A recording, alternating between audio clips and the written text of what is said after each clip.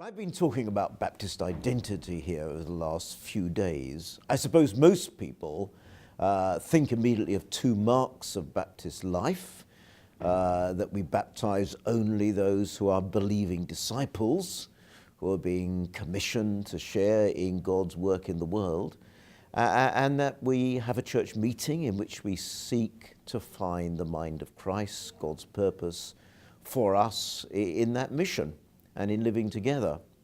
I've wanted to say that at the foundation of both these marks of Baptist identity, there is the profound idea of covenant. This is what excited very early Baptists when they thought that the agreement they were making between themselves as they came into making a church together was at the same time an agreement with God, who was making an eternal covenant for salvation with all of humankind. So that eternal covenant made by the triune God for the sake of human beings became actual in this local gathering of believers. This covenant was horizontal, in which believers pledged to live and walk together and watch over each other. At the same time, it was, as it were, vertical with the God who was committed to salvation for the world. So that idea of the covenant I've been exploring in various areas of Baptist life and in some of the challenges that face us today. So covenant as a basis for Baptist spirituality. This is marked by living under the rule of Christ, not a rule which is contained in a book of instructions, but the rule of the living Christ who stands among us in the congregation as the maker of the covenant. And the way that that idea can in fact give us some common ground with those outside the church who want to live a spiritual life, who think of themselves as spiritual beings, but don't think of themselves as being religious. With our understanding of living under Christ's rule, we can, I think, make common ground with those who are looking for something transcendent, something which is more than simply everyday experience, and can find a real point of contact with this desire for spirituality today.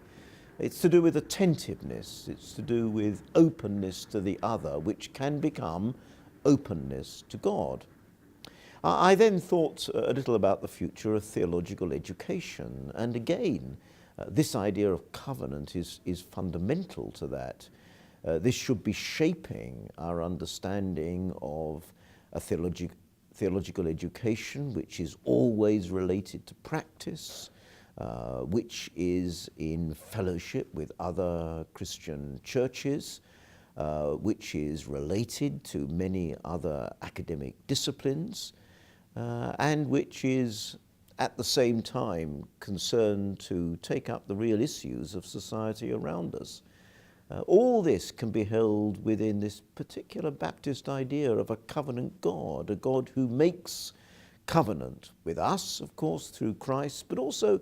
in different ways with other communities in the world, as we learn from the book of Genesis, when a covenant is made with every living thing that is upon the earth.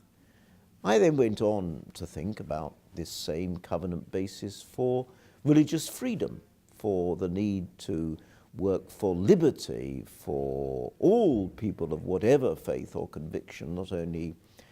Christian people, again grounded in the rule of Christ, in the kind of natural rights that are given to us by a covenant God,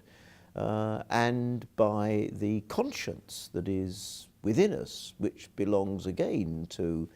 a relation of human beings to God through God's making of covenant with us. And then finally, I took this theme of covenant right through into the hope for the end of all things, for eschatology, and thought about the way we live in covenant relationship, not only with the living, but with the saints who have gone before us, how all